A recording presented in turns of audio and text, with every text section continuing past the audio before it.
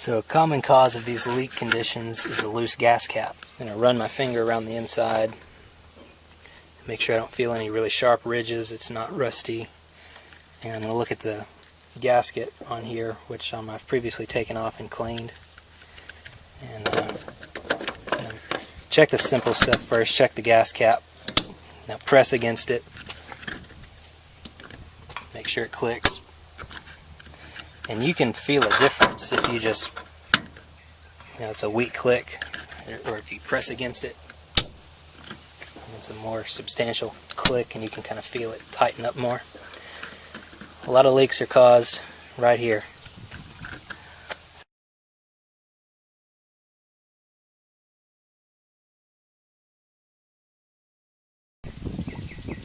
This is what I've done for the vent solenoid, is just taking a length of hose and put it on the fresh air vent, and taking a rubber stopper and a clamp and sealed that up. That way this won't be a source of leak. Normally the solenoid here, which is here, the canister vent solenoid, is normally open, and this valve is open in here to allow fresh air into the tank. As your fuel pump draws fuel out, it pulls a slight vacuum, and so this keeps the pressure equalized. In an evap test, there's an electrical signal that comes through the solenoid right here, and it closes off this valve internally and blocks this off from outside pressure. So this charcoal canister was recently replaced, so this valve is new, the canister is new. I did turn the key on and verify that I had 12 volts at the connector here, and I also took the connector off and applied 12 volts to the solenoid itself and made sure it closed and made sure that it held vacuum. The connectors that I believe are leaking in this truck was purchased, came out of like Louisiana or Texas or someplace. And those two connectors right there, the blue one, the top one, goes up front to the purge solenoid up on the intake manifold, and I did the same electrical testing on it and made sure it held vacuum and operated. And both of those solenoids are okay. The bottom one goes to the fuel tank and ultimately out to the fuel filler neck, which is a common place for leaks. So, I think these connections, which were really hard to get loose when I replaced that charcoal canister, I think the O-rings are flat, and I think that's where these are leaking. That's my prediction. So I'm going to probably test these one at a time. And I'm trying to think of how to best do this. Normally you take apart the purge solenoid tube and hook your smoke up there in the engine compartment and send it back this way so you can test all these connectors at once. If these O-rings really are going flat in these connectors, I really don't want to take any more of these connectors loose unless I have to. So I'm going to try and find a different way of doing this. So I believe the leak's here. So what I'm probably going to do is actually inject smoke at the filler neck. I need a way to inject smoke into my filler neck. I don't have a universal adapter to do that, and some of those leak anyway. So what I've heard is you can take a glove here and cut off the tip of a finger and open it up, and I have a piece of hose here. I'm going to stick inside.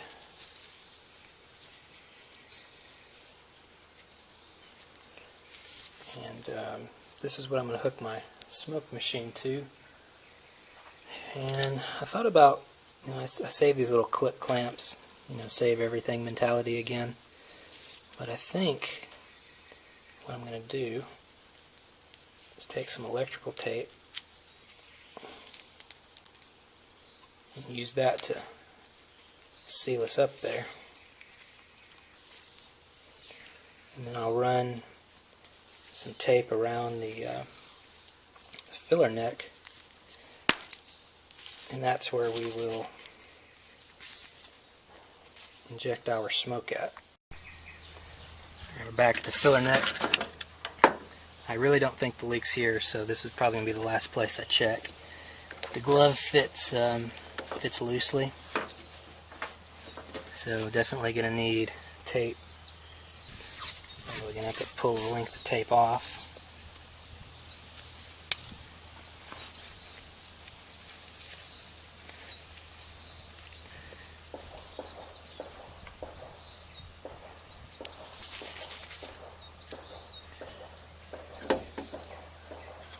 And it's nice living in the South, especially if you're kind of not really out in the country, but far enough away from civilization that you can hear your neighbors shooting. Target practice, there's a guy with a little range on his property. Don't care at all. You know, I've seen the police out here before, and apparently some of my neighbors don't like to hear the shooting. Asked me about it. I said, I'm just pissed that he doesn't ask me to come join him.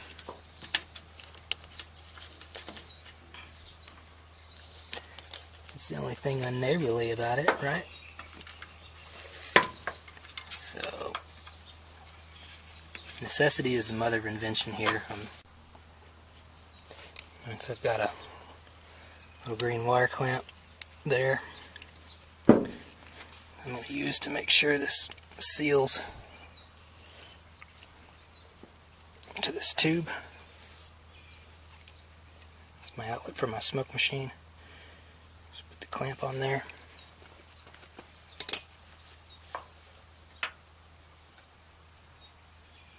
And go ahead and turn my smoke machine on. And before I connect it up to the system there, I want to wait and make sure there's smoke coming out. Otherwise, just pumping in non-smoky air. So we'll give it a minute or so to start smoking here, and plug it up. Alright, we've got smoke.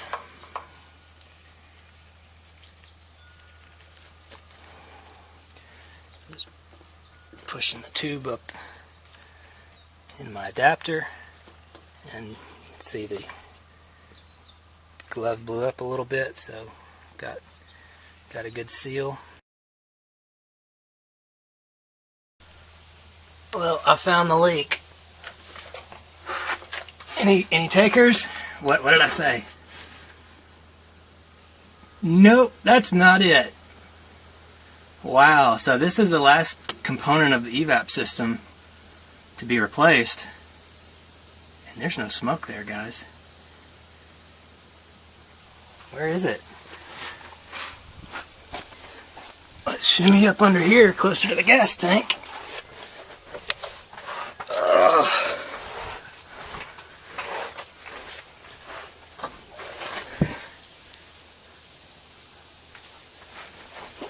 I can smell it. I can smell it. I smell fuel vapors, and I smell burning mineral oil.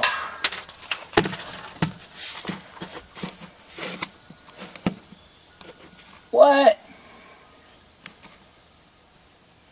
There's a quick connect right there.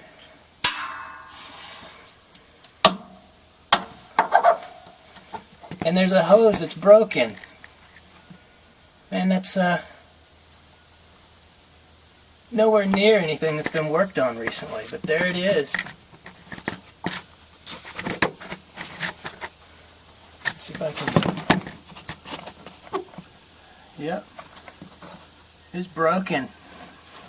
This leak is 100% confirmed and diagnosed using my $50 smoke machine. Here's the connector off the truck. It's been chewed up by mice or squirrels. Been chewed right in half. There looks to be enough of a hose barb there that I can get the old part of the fuel line off, and hopefully try and reinstall this connector. Now here's the repair. That's the end of the tube where the quick connect was. I tried to just put this fitting straight into this tube, and even using motor oil as a lubricant and heating the end of the tube up. There's just no way that quick connect was going on there. So what I had to do was get a 5/16 brass hose barb, and it's the kind that the barbs are kind of flattened off. They're the automotive fuel line repair ones that I got from one of the local stores, and push the barb up as far as I could. I took a heat gun and heated this hose up, and grabbed a pair of linesman's pliers and had the end of the barb with these pliers closed just seated in this slot, and grabbed the hose and was pushing as hard as I could.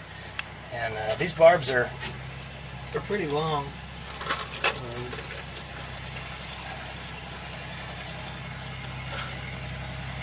I got a fair amount up in there, through about 3/4 of the way up, and it just would not go anymore. And I really didn't want this tube to crack and break, so this doesn't handle fuel, it just handles vapors. So I pushed it up as far as I could, and I have a fuel hose clamp. It's not one of the worm drive ones, it's one of the fuel injection clamps. And I have a little section of 5/16 fuel line with some more clamps on it that terminates onto here. I wanted some flexibility here. So we're going to push that up over the frame rail and try and plug it up. Alright, I just did a trip to the dump, about 20 minutes of driving, and then a trip down the interstate.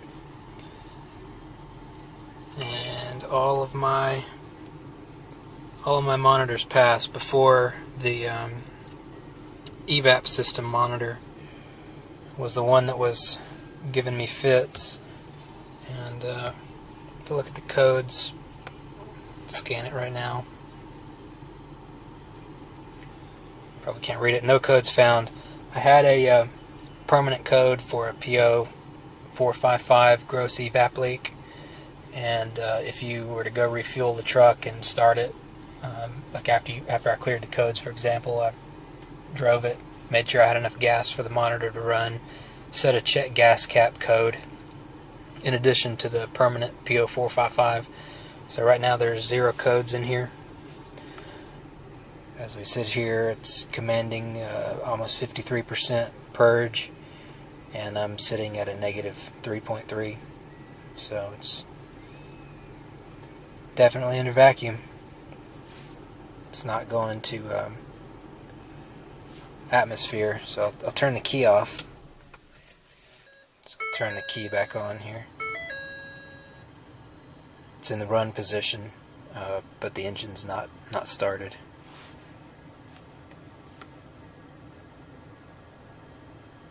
So I'm getting data, and you can see normal fuel pressure.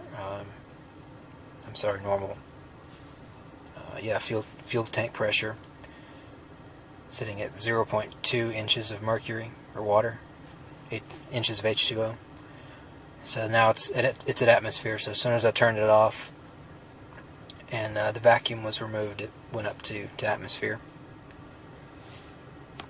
So I think we've got a confirmed fix. I'm happy with it.